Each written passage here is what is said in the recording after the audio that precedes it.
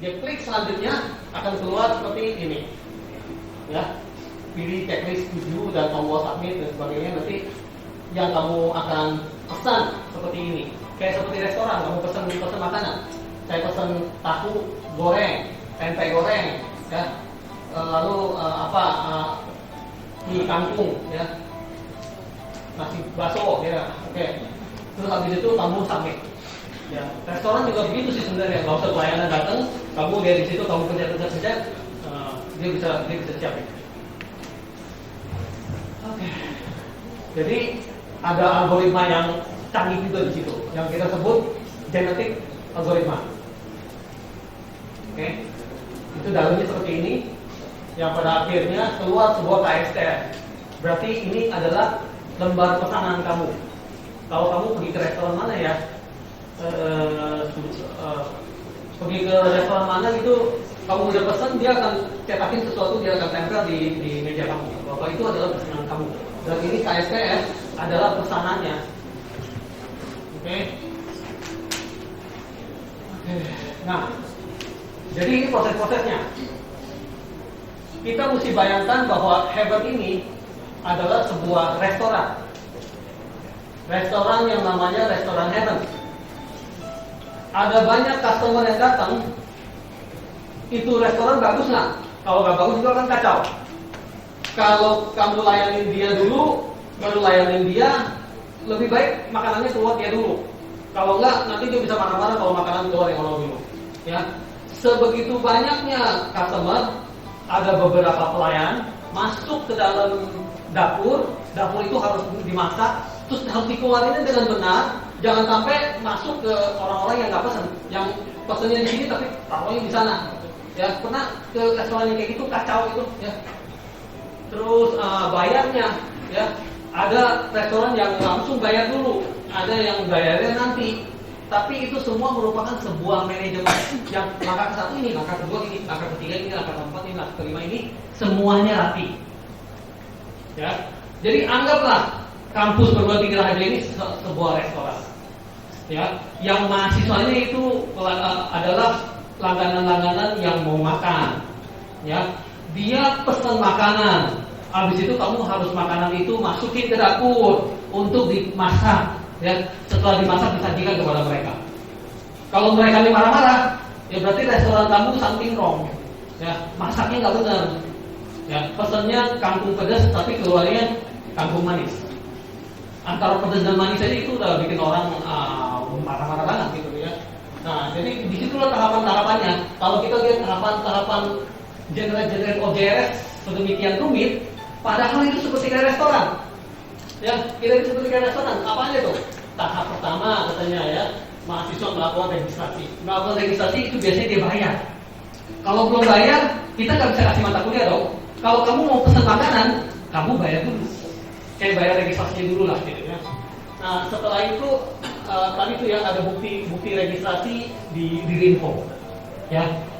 Kita mau keluarin yang canggih-canggih tapi Rinpo-nya nggak jalan, itu juga nggak bakal bisa. Ya, terus tahap keduanya, ya kita bisa ibaratkan ya kita masukin ke dapur. Ya, mahasiswa memilih mata kuliah enggak, pesan makanan dulu.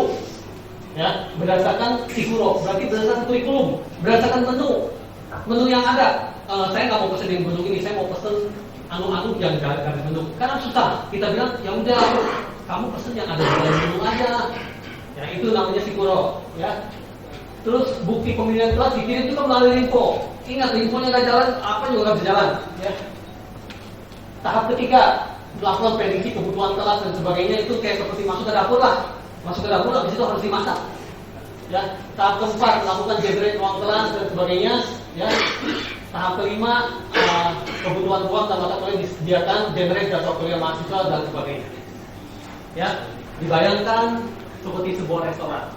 Siapapun harus melakukan fungsinya yang benar, sesuai dengan fungsinya. Kalau tukang masak, tidak tukang masak kan yang maksud tukang masak keluar untuk terima pesanan makanan pakai kopi itu kan jelek gitu. Ya. Oke, ya itu tentang OJRS Plus. Tentang Go INT saya ingin skip lebih cepat. Ini tentang marketing kita.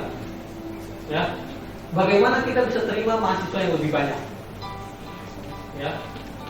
Caranya menerima mahasiswa lebih banyak itu berarti keunggulan kita harus bisa kita salurkan kepada masyarakat. Kalau mereka nggak tahu jelas tentang kita, bagaimana mereka bisa bergabung dengan kita? Berarti bukannya kasih tahu yang bukan-bukanan atau menghasut, tapi yang sesungguhnya keunggulan kita itu bisa disalurkan kepada masyarakat. Ya. Dan ini banyak menyangkut hal-hal sosial media. Ya. Sosial media ya kayak seperti yang sekarang ini terjadi, adanya perusahaan WhatsApp yang dibeli oleh Facebook sebesar sampai 200 triliun seperti itu. Ya. Itu kenapa? Karena dia punya sosial media kuat. Karena ada 450 juta orang yang menggunakan WhatsApp. Dengan adanya seperti itu, dia ada orang sanggup membayar 200 triliun untuk beli WhatsApp. Ya. Sebenarnya kekuatan dari kampus kita ini adalah bisa menjangkau berapa banyak orang. Ya. Dengan sosial media ini apakah bisa menjangkau 1 juta orang? Bisa menjangkau 10 juta orang kan? Bisa menjangkau 20 juta orang kan? Marketing dari waktu ke waktu, promosi, pameran apa dan sebagainya itu untuk menjangkau orang. Akhirnya juga ada catatannya. Catatan itu dikumpulin, ada berapa banyak orang yang telah dijangkau dan bisa dijangkau kembali. Dijangkau kembali pasti bisa bilang halo gitu. Kebanyakan nggak bisa. Berarti kita ada jangkauan sosial media yang kurang kuat. Dan ini semuanya kita mau cover di dalam GoINT. Ya, saya akan cover cepat dikit ya. Kenapa GoINT? Ya. Lalu adanya Green Online Quiz, bagaimana kita bisa adain quiz-quiz secara online supaya orang semuanya banyak kenal tentang kampus Raharja. Kita kasih hadiah, kita bisa kirimin promosi. Kalau kita di sini lagi ada acara-acara seperti ini, mereka bisa dikasih kabar. Kita lagi ada promo-promo apa, mereka bisa dikasih kabar. Ini aktivitasnya semua ada di dalam sini semuanya. Oke, kita bikin satu kampanye quiz yang kita sebut GoIS, ya. Lalu adanya the power of social media, bagaimana kita connect ke dalam Facebook dan sebagainya, juga kita menggunakan Rainbow. Oke. Dan itu semuanya ada di GoINT. Yang terakhir adalah iLearning Plus. Oke. Kita telah menjalankan iLearning 3 tahun, udah waktunya dong untuk kita plus. Lalu apa bedanya dari iLearning menjadi iLearning Plus? Ya. iLearning Plus adalah dari yang keempat ini, oke, memberikan solusi kepada orang-orang yang nggak ada waktu, yang sibuk. Ini latar belakang seperti ini, ya. Kalau orang yang kerja di kantoran, apakah mereka bisa kuliah atau enggak? Kalau orang yang kena shift dulu bisa kuliah atau enggak? Sapam kita, ya ntar shift 1, ntar shift 2, ntar shift 3, tapi mereka mau kuliah, ada nggak solusinya? Lalu kamu sebagai housewife di rumah harus jagain anak, tapi juga mau kuliah. Bagaimana dong solusinya? Kamu sebagai seorang polisi gitu, tapi mau kuliah, harus dijaga jalanan, prioritin jalanan, tapi mau kuliah. Bagaimana dong? Ya, kalau kamu orang tua biasanya untuk menyekolahkan anak, tapi orang tuanya sendiri mau kuliah, gimana dong? Ya, kalau kamu seorang mekanik atau montir, tapi kamu mau kuliah. Ya, bagaimana dong? Apalagi sih banyak sekali dong profesi-profesi kita, ya. Kalau kita itu kerja di bank, ya, terus kita itu mau kuliah, udah harus di bank penuh waktu gitu, dari Senin sampai Jumat udah harus kerja terus sampai jam 5 jam 6 juga masih belum boleh pulang. Tapi mau kuliah, gimana dong? Ada solusinya. Kalau ibu, kampanye terus tiap hari di jalanan gitu, tapi ibu mau kuliah, gimana dong? Nah itu semua jawabannya ada di iLearning Plus. Berarti siapapun yang mau belajar itu nggak boleh dihalang-halangin, gitu ya. Di berbagai latar belakang kamu yang ada, kamu tetap bisa diberi kesempatan untuk kuliah. Nah itulah jawabannya ada di iLearning Plus. Ya, bagaimana kita mengatasi masalah itu dengan whoever, whenever, wherever. Siapa saja, di mana saja. Apa yang lahir? Kapan saja? Sorry. Siapa saja? Kapan saja? Di mana saja? Oke? Thank you. Bagaimana kita bisa menjawab whoever? Kalau kamu itu housewife, kalau kamu itu programmer, kalau kamu itu kerja, ada bos, kalau kamu kerja ya, kalau kamu itu seorang dokter, kalau kamu itu bisnismen gimana? Kalau kamu itu atlet, ini atlet, ya. Atlet banyak ya seperti anak saya itu atlet, ya. Pemain sepak bola atlet, mesti ke PON, mesti ke Asian Games, mesti ke kejuaraan junior, mesti ke sirkuit nasional, begitu atlet ya. Terus kalau kamu pramugari gimana? Ya, saya pramugari tapi saya mau kuliah gitu. Itu gimana? Oh kamu kuliah satu malam aja. Itu kurang bagus ya. Mestinya kalau kamu pramugari kamu bisa kuliah di mana saja. Ya, kalau kamu kuliah Sabtu malam aja, mungkin kamu lagi terbang ke Hawaii. Ya, saya izin Sabtu ini nggak bisa datang kuliah karena saya lagi ke Hawaii. Nggak usah gitu. Dimanapun juga kamu bisa kuliah. Oke, itu yang kita ingin dengungkan melalui iLearning Plus dari perguruan tinggi Raharja.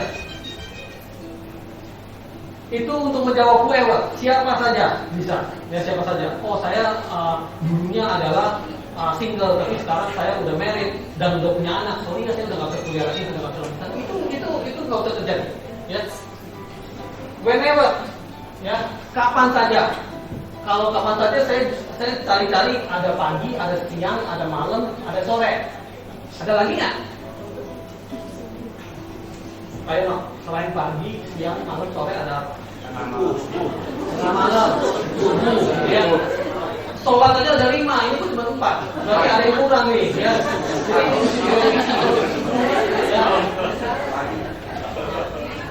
Ya, apa? Sahur, terus apa? Apa itu yang 5 itu? Sahur, terus apa? Jangan pokoknya ada. Nah itu jadi untuk whenever, kapan aja bisa, ya. Lagi nggak bisa tidur, bangun tidur dulu, buka laptop langsung udah lagi kuliah, ya. Lagi nunggu, sering banget kita nunggu, ya. Ini jam 1 nih appointment tapi belum orangnya belum datang, lagi di perjalanan macet, itu langsung udah bisa buka laptop, udah bisa kuliah, ya. Lagi di dalam perjalanan ya katanya macet-macet terus, tapi mesti ada supir ya, ada supir duduk di belakang buka laptop udah lagi kuliah, ya. Itu benar-benar kapan aja, ya. Kamu bisa mengisi waktu-waktu kamu yang bermanfaat, yaitu kuliah. Kuliah artinya dapat ilmu dan mendapatkan gelar, ya. Contohnya Naidulfa Insan Eskom, Magister Komputer. Berarti ada 2 gelar, S1 dan S2, ya. Oke, itu tentang whenever. Yang terakhir tentang wherever. Wherever berarti kita di mana aja bisa. Kita sendiri adalah mobile. Kalau kita bilang kita itu ada di alam sutra, belum tentu kamu terus-terusan ada di alam sutra. Nantinya kamu bisa ada di mana dan sebagainya, ya. Jadi artinya kalau kita ada seorang mahasiswa yang dari Afrika Selatan di kota Johannesburg yang namanya Enair, itu bisa kuliah kita. Ya bisa. Orangnya di Afrika Selatan, tapi mau kuliah di kita, itu bisa. Ya. Orang lain ada yang bisa. Ya. Kita mau terus-terusan nggak bisa atau kita mau jadi bisa. Ya. Kalau kita udah bisa, apakah mutu ngedrop? Berarti mutu itu harus kembali kepada pelanggannya, kita tanya mutu kita bagus apa enggak gitu. Nanti kalau orang menyatakan bahwa mutunya lebih bagus daripada kuliah reguler, nah berarti kita berhasil. Ya, berhasil atau nggak berhasil kita harus coba dulu. Ya, jadi untuk wherever apa aja, ya udah. Misalnya kamu di rumah, kamu itu di kelas atau kamu di pantai bisa, ya di pantai sambil nungguin anak-anak pada lagi jalan di pantai, jangan sampai ke dalam-dalam banget. Kamu udah buka laptop, kamu juga lagi kuliah, ya. Terus di kafe-kafe ya, kafe apa aja? Starbucks, kantin kampus juga kafe, ada 2 lah, ya kan? Ya. Oke. Terus di taman-taman, ya. ada sinar matahari, duduk di rumput, banyak semut, ya kan? Bisa buka laptop, udah langsung bisa kuliah, ya. Di kantor kan bosnya lagi nggak ngeliat kan? Kamu ada dua pilihan, mau main game atau mau kuliah. Udahlah, orang pasti main game punya, ya. Nggak usah disembunyi-sembunyiin. Jadi artinya daripada main game, kita kuliah aja. Ini. Oke, jadi itulah yang kita sebut the new educational transformation. Kita transformasi menjadi sesuatu yang lebih bagus. Oke, itulah yang kita sebut iLearning Plus. Ya, benar nggak kita bisa jalankan dengan lebih baik? Siapa bilang? Jangan-jangan tambah kacau. Buktinya kita udah pernah ada ini, tambah kacau. Buktinya kita udah pernah ada itu, tambah kacau juga. Adanya ini pasti tambah kacau juga dong. Iya. Kita namanya mahasiswa yang harus berusaha. Ya, berusaha terus ya kompeten. Ya, tambah kacau, nggak apa-apa, usaha lagi. Ini tambah kacau lagi, nggak apa-apa, usaha lagi. Ya. Nah, kita lakukan dengan cara 80% offsite rencananya. Berarti nggak usah di kampus, bisa. Baik dosennya juga nggak usah di kampus, mahasiswanya juga. Oke. Terus ini dia punya iLearning roadmap, ya. Aduh, bukunya di bawah nggak ya? Baik, bukunya di bawah nggak ya? Nggak bawa ya? Di laptop pasti ada. Jadi iLearning roadmap ini pernah dipresentasikan oleh Ibu Hani Dewi, Miss Hani ada di sini? Nggak ada. Oke. Ya, pernah dipresentasikan pada saat Raktor Perguruan Tinggi Raharja yang ke berapa nanti? Yang ke-10. Ya, salah satunya dari presentasi RSC adalah ini. iLearning Plus punya roadmap. Berarti roadmap ini akan menjawab segala hal yang kemungkinan ditanyakan. Di antaranya apa? Dosennya ada nggak? Dosennya udah canggih belum? Mahasiswanya nanti belajar apa? Nanti pakainya apa? Nanti apa itu? Masih banyak lagi yang kita tanyakan. Pertama adalah godokan manajemen. Ya. Manajemen semua harus tahu dulu, akhirnya diluncurkan melalui buku itu adanya surat tugas dari Pak Abbas ke saya untuk mengkaji iLearning Plus. Lalu juga kita siapkan SK yang ditandatangani. Lalu kita siapin apalagi itu banyak banget. Sini, saya bisa buka deh. Ya. Adanya surat tugas, surat keputusan, terus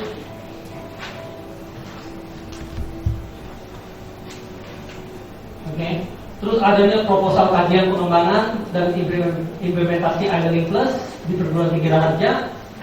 Terus adanya tim penyusun yang terdiri dari Ibu Ani, Pak Ferry, Erni, Wahyudin, Susan. Ada juga tim validasi yang terdiri dari Pak Sugeng, Pak Mufti, Sudaryono, Pak Deli, Asep, Tuti dan sebagainya. Ya. Jadi artinya kita sudah kaji yang lebih mendalam, sudah ada di dalam buku ini. Tinggal kita ketok palu, gong untuk diluncurkan. Kalau kita luncurin, ada strategi manajemen yang kita bilang luncurin kemana dulu. Ya, kita bisa terima mahasiswa baru yang murni iLearning Plus bisa. Kita bisa kepada mahasiswa yang ada di sini lagi kesulitan. Katanya mau cuti kuliah karena harus terbang ke Hawaii jadi pramugari dan sebagainya. Itu kita bisa tawarkan untuk dia itu iLearning Plus saja. Ya, untuk semester pendek, yang katanya nanti ada orangnya cuma 3 dan sebagainya. Itu juga bisa solusinya melalui iLearning Plus dulu sampai kita luncurkan yang lebih menyeluruh. Oke, ya. Jadi kita itu udah segala-galanya siap untuk iLearning Plus. Ya, sampai dosennya pun kita sudah latih dari awalnya. Ini di sini ada tulisan ICM, ya. Dari awalnya ICP, ICP itu adalah dosen-dosen yang disiapkan untuk mengajar e-learning. Dari ICP bisa dilanjutkan ke ICM. ICM adalah dosen-dosen yang disiapkan untuk mengajar e-learning plus. Ya, jadi dari waktu ke waktu saya ditugaskan oleh Pak Abbas untuk melatih orang-orang yang ICP. Yang ICM baru satu generasi. ICP sudah sampai generasi ke-6. Ya, lagi sedang membuka ICP ke-6. Ya. Jadi dan untuk melatih para dosen itu, saya sendiri yang turun tangan untuk melatih. Ya. Hasilnya saya laporkan kepada Pak Abbas. Dan ada yang lulus, ada yang lulus. Oke, walaupun dosen loh, ya tetap ada yang lulus, ada yang nggak lulus. Oke, yang nggak lulus tergantung dari manajemen lagi. Mau suruh dia ngulang atau udah out, berarti nggak lulusin e-learning. Itulah tentang e-learning menurut saya. Dan ini semua bisa kita baca secara rinci ada di buku ini. Ya. Ini juga nanti saya minta kapan dipanggil oleh Pak Abbas untuk dilaporkan lagi untuk kita benar-benar dalam ya. Dan semua presentasinya sudah saya jalankan. Saya mau mengucapkan terima kasih kepada banyak orang yang ada di sini. Terima kasih kepada Pak Abbas yang selalu mendampingi saya selama 10 tahun lebih untuk memimpin kampus yang tercinta ini, sehingga setiap pribadi rahaja yang ada di sini memiliki tempat yang nyaman, yang selalu bisa dibanggakan. Adanya kawan-kawan lama saya di sini, adanya Pak Mukti, Pak Sugeng, adanya para kajur, ya, lalu para staf DTGM, adanya semua pribadi rahaja yang ada di sini, adanya para mahasiswa saya juga, yang sebenarnya mereka itu juga menunggu waktu-waktunya untuk bisa disidang seperti kayak begini, ya. Mungkin ada kesempatan untuk lihat presentasi dari saya juga. Mudah-mudahan bagus, karena bagus atau jelek ada di hati kalian, ya. Ada yang bilang bagus, ada yang bilang cukup, ada yang bilang kurang, dan sebagainya. Ya, saya mencintai kalian. Family love is eternity. Ya, kalian adalah keluargaku. Ya, yang sebenarnya lebih banyak saya itu bersama-sama kalian daripada yang di rumah. Semuanya serba sibuk, malam-malam cuma ada sejam atau 2 jam kumpul dengan keluarga. Padahal saya kumpul dengan kalian tiap hari. Ya, jadi my family, I love you all. Hari ini juga sangat spesial. Saya dihadiri oleh my father.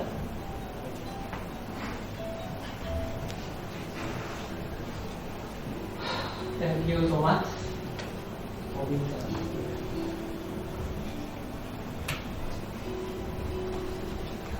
Kalau yang belum tahu yang ini ya.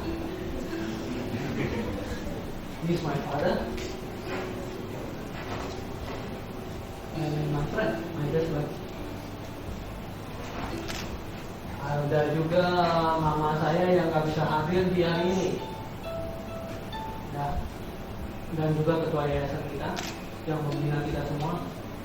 Saya juga mau mengucapkan thanks to mama, walaupun beliau di sini.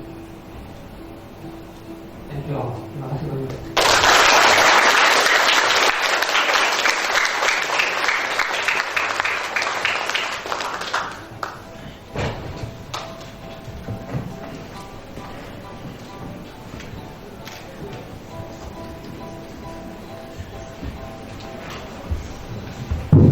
Satu panitia siapkan yang saya siapkan. Saudara-saudara sekalian, semuanya sudah menyaksikan dengan aman Bapak mewakili yayasan yang saya hormati, para tamu kehormatan kita, dan semuanya peserta. Tentu saja di awal tadi saya mengatakan bahwa apa yang akan disampaikan inilah langkah kita ke depan. Sesuatu yang luar biasa. Sekali lagi saya mewakili seluruh yang hadir di sini, khususnya manajemen Perguruan Tinggi Raharja, mengucapkan terima kasih dan penghargaan yang setinggi-tingginya kepada Pak Untung Raharja. Tepuk tangan.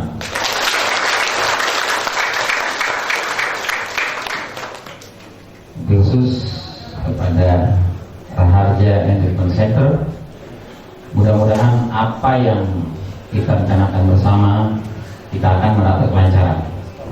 Dan langsung saya akan jawab, tunggu undangan untuk kita menindaklanjuti apa yang dipresentasikan tadi agar kita segera bisa launching. Dan ini saya rasa akan menjadi harapan masyarakat Indonesia, khususnya masyarakat Tangerang, yang kita tahu bahwa Tangerang adalah daerah industri. Jadi pada saat launching tadi saya sekaligus minta izin kepada yayasan untuk saya undang para pengusaha datang ke sini. Saya rasa itu yang harus sampaikan. Sekali lagi selamat ulang tahun Pak Untung. Nah, di atas tadi bawah ini. Kita juga ada penasihat akademik kita Bapak Dr. Joko. Silakan undang ke sini. Saya ingin komentarnya apa yang dipresentasikan tadi, bukan ulang tahunnya Pak, komentarnya, karena ini adalah kepentingan ke depan. Baik, terima kasih Pak Bas.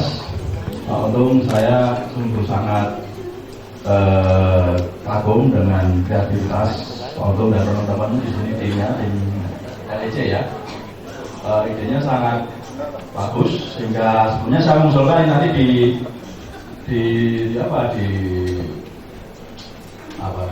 sultan ke TV untuk dapat IPA gitu ya, atau IPA penelitian data ilmiah yang pekerti atau apa itu.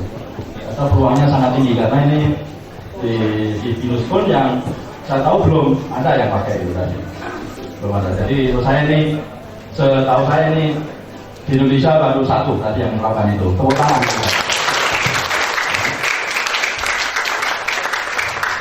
Semoga kreasi Pak Untung dan teman-teman itu membawa kemajuan bersama, dan juga di atas ini juga diikuti oleh kreativitas dari teman-teman yang lain. Selamat ulang tahun Pak Untung, sukses untuk Pak Untung.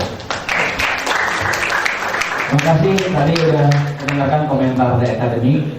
Ya, ini mewakili daripada akademik. Kiranya apa yang disampaikan tadi juga sejalan dengan pemikiran saya. Nah, oleh karena itu saatnya kita yang kita tunggu-tunggu untuk kita peringati hari jadi Pak Untung. Saya ingin mengundang orang tua dari Pak Untung untuk atas dulu. Ada Cece? Ada ya? Nah, dua aja. Saya dampingi. Nah, ini saya serahkan kepada pembawa acara.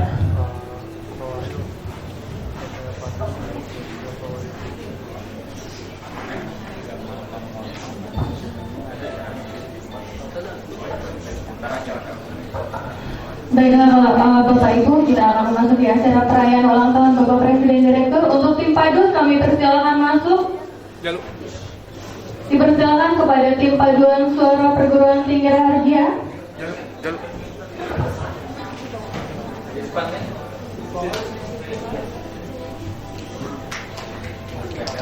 Dan kepada Bapak Ibu beserta tamu-tamu kami persilakan untuk berdiri dan kita bersama-sama menyanyikan lagu Happy Birthday.